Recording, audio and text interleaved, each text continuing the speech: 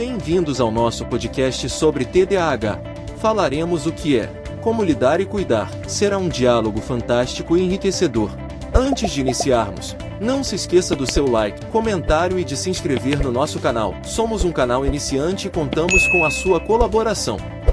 Olá pessoal, hoje a gente vai mergulhar no tema que está dando o que falar. O transtorno de déficit de atenção e hiperatividade, o TDAH. Para nos guiar nessa jornada, a gente convidou a Prof. Clara. Trabalha diretamente com crianças e adolescentes que têm TDAH. Se você está acompanhando as conversas sobre TDAH e quer entender melhor, não só o básico, mas as nuances, a Prof. Clara vai nos ajudar a desvendar esse universo. Oi, gente, um prazer estar aqui para conversar com vocês sobre esse tema tão importante. Então vamos começar do começo. O que é TDAH exatamente? Eu sei que envolve desatenção e atividade, mas explica pra gente de um jeito fácil de entender. O TDAH é um transtorno do neurodesenvolvimento. Ele se manifesta por padrões de desatenção, hiperatividade e impulsividade, que são persistentes e vão além do que é esperado para a idade da pessoa, impactando o dia a dia dela de forma significativa. Para você ter uma ideia, estudos indicam que o TDAH afeta 5% das crianças e 2,5% dos adultos no mundo todo.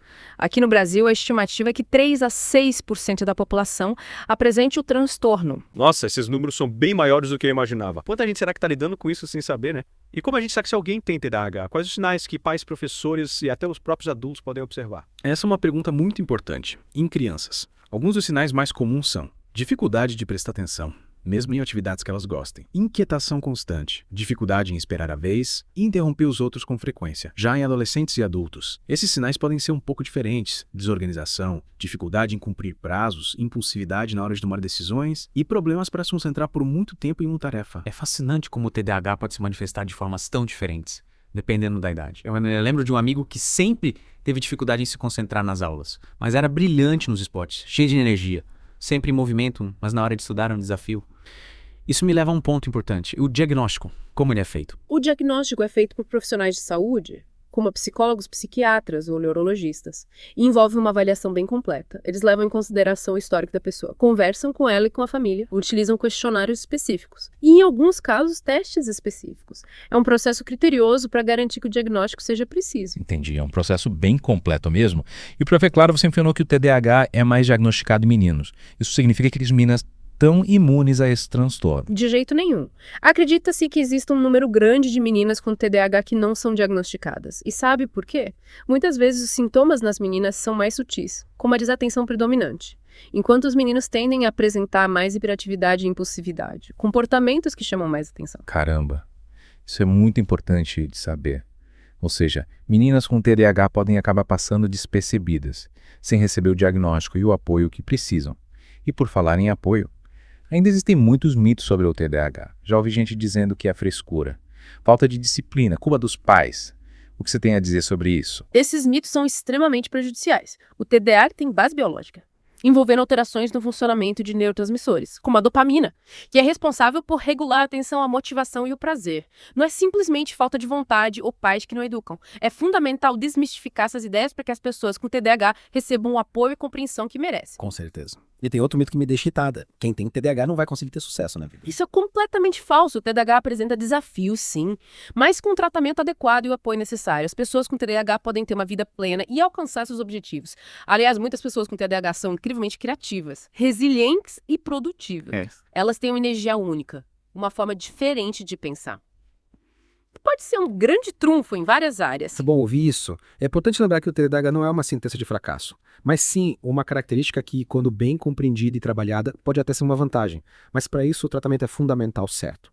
Quais são as opções disponíveis? O tratamento geralmente envolve uma combinação de abordagens. Uma delas é a medicação, como os estimulantes, que podem ser muito eficazes no controle dos sintomas. Mas é importante lembrar que a medicação não é a única solução e deve estar sempre prescrita e acompanhada por um médico. E além da medicação, o que mais pode ser feito para ajudar quem tem TDAH? A psicoterapia, especialmente a terapia cognitivo-comportamental, é uma ferramenta fundamental para ajudar as pessoas com TDAH a desenvolverem habilidades para lidar com os desafios do dia a dia. Através da terapia, elas aprendem a organizar suas tarefas, melhorar o foco, controlar a impulsividade e lidar com as emoções de forma mais saudável. Interessante. E nesse contexto, qual é o papel da psicopedagogia? Como você, como psicopedagoga, contribui para o desenvolvimento de crianças e adolescentes com TDAH? A psicopedagogia atua de forma complementar, ajudando crianças e adolescentes com TDAH a desenvolverem estratégias de organização, rotina e concentração. Na prática, isso significa ensiná-los a usar agendas, dividir tarefas em etapas menores, criar ambientes de estudo livres de distrações. Entre outras técnicas, Parece que a psicopedagogia oferece um conjunto de ferramentas práticas para o dia a dia. E imagino que o trabalho em conjunto com os pais e professores seja fundamental, certo? Sem dúvida. A colaboração entre a escola, a família e os profissionais de saúde é crucial para criar um ambiente de apoio e compreensão para criança ou adolescente com TDAH. Explicamos aos pais e professores como o transtorno se manifesta, como lidar com os desafios e como criar estratégias para que a criança ou adolescente possa desenvolver todo o seu potencial. Que legal. E, Prof. Clara, você pode nos dar alguns exemplos práticos de como a psicopedagogia ajuda no dia a dia de quem tem TDAH? Com certeza. Imagine uma criança que tem dificuldade em organizar os materiais escolares. Nós podemos ensiná-la a usar pastas coloridas para cada matéria, etiquetas para identificar os cadernos e livros, e a criar um checklist para conferir se está tudo certo antes de sair de casa. Outra estratégia é usar um timer para ajudar na concentração durante as tarefas. Definimos um tempo para a atividade, e a criança se concentra em realizá-la dentro daquele período, fazendo pequenas pausas para se movimentar e voltar com mais foco. Que dicas interessantes. Esses exemplos práticos ajudam a visualizar como a psicopedagogia pode fazer diferença na vida dessas crianças. Mas indo um pouco além do ambiente escolar. Como o TDAH pode impactar outros aspectos da vida, como as relações sociais e familiares. O TDAH pode sim trazer desafios para as relações interpessoais. Crianças com TDAH podem ter dificuldade em seguir regras sociais, esperar a sua vez ou controlar seus impulsos, o que pode gerar conflitos com colegas e amigos. Já os adultos podem ter problemas para manter a atenção em conversas, organizar seus compromissos ou controlar suas emoções, que pode impactar seus relacionamentos amorosos, familiares e profissionais. É como se o TDAH adicionasse uma camada extra de complexidade na interação social, né? E como podemos lidar com isso de forma positiva? O que você diria para as pessoas com TDAH? E para aquelas que convivem com elas? a comunicação é a chave para lidar com esses desafios. É fundamental que as pessoas com TDAH se sintam à vontade para falar sobre suas dificuldades. E buscar apoio nas pessoas ao seu redor. Explicar como o transtorno afeta suas vidas, como se sentem em determinadas situações. E o que os outros podem fazer para ajudá-las. Para quem convive com alguém que tem TDAH. A dica é paciência, empatia e informação. Procurem se informar sobre esse transtorno. Entendam que as dificuldades da pessoa são reais e que ela não está fazendo de propósito. Tentem se colocar no lugar dela, imaginando como é ter que lidar com esses desafios diariamente. E o mais importante, ofereçam apoio, incentivo e compreensão. Que lindo, Prof. Clara. É realmente um exercício de empatia e compreensão mútua. E saindo um pouco do âmbito das relações, como podemos fortalecer a autoestima de uma pessoa com TDAH? Especialmente quando ela se sente desmotivada ou frustrada pelos desafios que enfrenta. O reconhecimento e a valorização são essenciais para fortalecer a autoestima de qualquer pessoa. E para quem tem TDAH, isso é ainda mais importante. É fundamental que a pessoa com TDAH saiba que ela é amada, aceita e valorizada por quem ela é, independentemente do transtorno. Celebrar suas conquistas, por menores que sejam, incentivar seus talentos e ajudá-la a descobrir suas paixões são atitudes que podem fazer toda a diferença na construção de uma autoestima sólida. É verdade. Esses pequenos gestos de apoio e incentivo podem ter um impacto enorme na vida de alguém, especialmente quando se trata do TDAH, onde a autoconfiança pode ser um desafio constante. E falando em desafios, como o TDAH se manifesta nos adultos? Sei que já tocamos nesse assunto, mas gostaria de aprofundar um pouco mais. O TDAH em adultos pode se manifestar de diversas maneiras, e os sintomas podem variar de pessoa para pessoa. Alguns adultos podem ter dificuldade em se concentrar no trabalho, o que pode levar à procrastinação e ao acúmulo de tarefas. Outros podem ter problemas para controlar seus impulsos, o que pode resultar em gastos excessivos, comportamentos de risco ou dificuldades em manter relacionamentos estáveis. A desorganização, a dificuldade em gerenciar o tempo e a impaciência também são comuns em adultos com TDAH. Entendi. Ou seja, o TDAH nos adultos pode afetar tanto a vida profissional quanto a pessoal e exige estratégias específicas para lidar com esses desafios. E que tipo de estratégias são essas? E o que você recomendaria para os adultos que estão lutando contra esses sintomas? As estratégias para lidar com o TDAH em adultos são diversas e devem ser personalizadas de acordo com as necessidades de cada pessoa. Algumas dicas que podem ajudar são criar rotinas e estruturas para o dia a dia, utilizar agendas e aplicativos para organizar as tarefas e compromissos, dividir grandes tarefas em etapas menores, praticar exercícios físicos regularmente, buscar um ambiente de trabalho tranquilo e livre de distrações, e, é claro, buscar ajuda profissional quando necessário. Que dicas valiosas, Prof. Clara. É importante destacar que os adultos com TDAH não estão sozinhos nessa jornada e que existem recursos e estratégias para ajudá-los a ter uma vida mais plena e produtiva. E para finalizar essa primeira parte do nosso mergulho no TDAH, gostaria de fazer uma pergunta que tenho certeza muitos pais se fazem. Qual a importância do diagnóstico precoce do TDAH? O diagnóstico precoce de TDAH é fundamental para que a criança ou adolescente receba o tratamento e o apoio adequados, o mais cedo possível. Isso aumenta consideravelmente as chances de que ela desenvolva todo o seu potencial e tenha uma vida plena e feliz. Quando o TDAH é identificado e tratado precocemente, é possível minimizar os impactos negativos do transtorno na vida da criança ou adolescente, ajudando a lidar com os desafios de forma mais eficaz. Que ótima notícia. Saber que a intervenção precoce pode fazer tanta diferença nos entes de esperança. Prof. Clara, muito obrigada por compartilhar seus conhecimentos e experiências conosco até aqui. Tenho certeza de que nossos ouvintes já estão absorvendo informações valiosas sobre o TDAH. Para você que está nos acompanhando, fique ligado, pois ainda temos muito o que desvendar sobre o TDAH na segunda parte do nosso mergulho profundo. É verdade, a intervenção precoce pode mudar completamente a trajetória de uma pessoa com TDAH.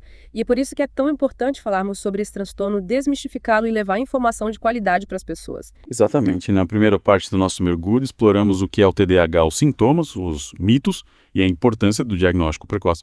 Mas agora quero saber um pouco mais sobre a sua experiência como psicopedagoga, prof. Claro, como você trabalha com as crianças e adolescentes que têm TDAH, quais são seus métodos, suas ferramentas? Eu trabalho de forma individualizada, considerando as necessidades específicas de cada criança ou adolescente. Meu objetivo é ajudá-los a desenvolver estratégias para lidar com os desafios do TDAH no dia a dia, tanto na escola quanto em casa. Para isso, eu utilizo diversas ferramentas e técnicas, como jogos, brincadeiras, atividades artísticas e recursos tecnológicos, sempre adaptando as atividades de acordo com o perfil e os interesses de cada um. Que bacana.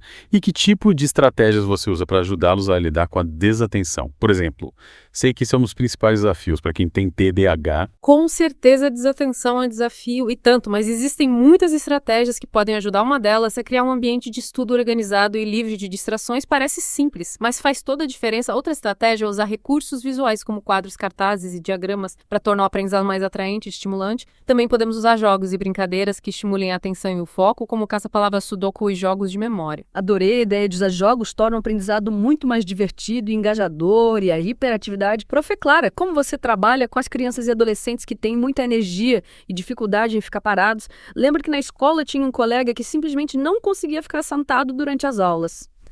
Ele se mexia o tempo todo, conversava, se levantava, era um desafio para os professores. A hiperatividade pode ser desafiadora, mas também pode ser canalizada de forma positiva. Incentivamos a prática de atividades físicas como esportes, dança ou lutas que ajudam a gastar energia e melhorar a concentração. Também podemos usar técnicas de relaxamento e respiração para ajudar a criança ou adolescente a controlar a impulsividade e a ansiedade. E, claro, é importante ter paciência e compreensão, lembrando que a hiperatividade faz parte do transtorno e que a criança não está fazendo de propósito. É verdade, julgar ou reprimir a criança só vai piorar a situação. O que ela precisa é de apoio e compreensão para aprender a lidar com essa energia toda e os pais. Prof. Clara, qual o papel deles nesse processo? Como eles podem ajudar seus filhos com TDAH? O papel dos pais é fundamental. É importante que eles sejam informados sobre o TDAH, que entendam as dificuldades do filho e que busquem ajuda profissional quando necessário. Os pais podem colaborar com a escola, comunicando aos professores sobre o diagnóstico.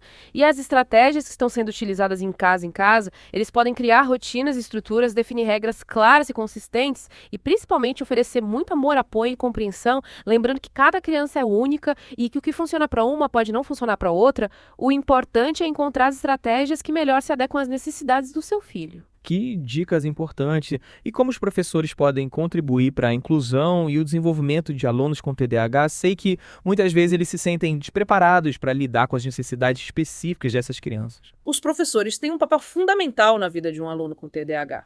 É importante que eles estejam atentos aos sinais do transtorno, que adaptem as atividades de acordo com as necessidades do aluno e que criem um ambiente de sala de aula que favoreça a concentração e o aprendizado. Algumas dicas que podem ajudar são sentar o aluno com TDAH perto da mesa do professor, longe de janelas e portas, dividir as tarefas em etapas menores, usar recursos visuais e dar instruções claras e concisas. A comunicação com os pais também é fundamental para que a escola e a família trabalhem juntas em prol do desenvolvimento do aluno.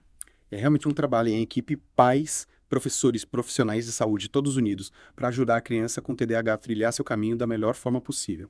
E, Prof. Clara, você pode nos dar um exemplo de como essa parceria entre a escola e a família pode funcionar na prática? Claro, vamos imaginar um aluno que tem dificuldade em se concentrar durante as aulas. A escola pode oferecer um ambiente de estudo mais tranquilo, com menos distrações, e o professor pode dividir as tarefas em partes menores, dando mais tempo para o aluno concluir as atividades em casa. Os pais podem criar um espaço de estudo organizado com boa iluminação e ventilação e estabelecer uma rotina de estudos com horários definidos para cada atividade. A comunicação constante entre a escola e a família permite que todos estejam a par do progresso do aluno e que as estratégias sejam ajustadas de acordo com a necessidade. Que exemplo inspirador! Essa colaboração entre a escola e a família é essencial para que a criança se sinta acolhida e apoiada, e para que ela possa desenvolver todo o seu potencial. E, Prof. Clara, eu gostaria de tocar em um ponto que você mencionou rapidamente. O impacto do TDAH nas relações. Pode nos falar um pouco mais sobre isso? Claro, o TDAH pode afetar as relações interpessoais de diversas maneiras. Crianças com TDAH, por exemplo, podem ter dificuldade em seguir regras sociais, esperar a sua vez ou controlar seus impulsos, o que pode gerar conflitos com colegas e amigos. Já os adultos podem ter problemas para manter a atenção em conversa, organizar seus compromissos ou controlar suas emoções, o que pode impactar seus relacionamentos amorosos, familiares e profissionais. É como se o TDAH trouxesse uma camada extra de complexidade para a dinâmica social, né? E como podemos lidar com isso de forma positiva. A chave é a comunicação. É fundamental que as pessoas com TDAH se sintam à vontade para falar sobre seus desafios e buscar apoio das pessoas ao seu redor, explicar como o transtorno afeta suas vidas, como se sentem em determinadas situações e o que os outros podem fazer para ajudá-las. E para quem convive com alguém que tem TDAH, quais dicas você daria? Paciência, empatia e informação são essenciais. Procurem se informar sobre TDAH, entendam que as dificuldades da pessoa são reais e que ela não está fazendo de propósito.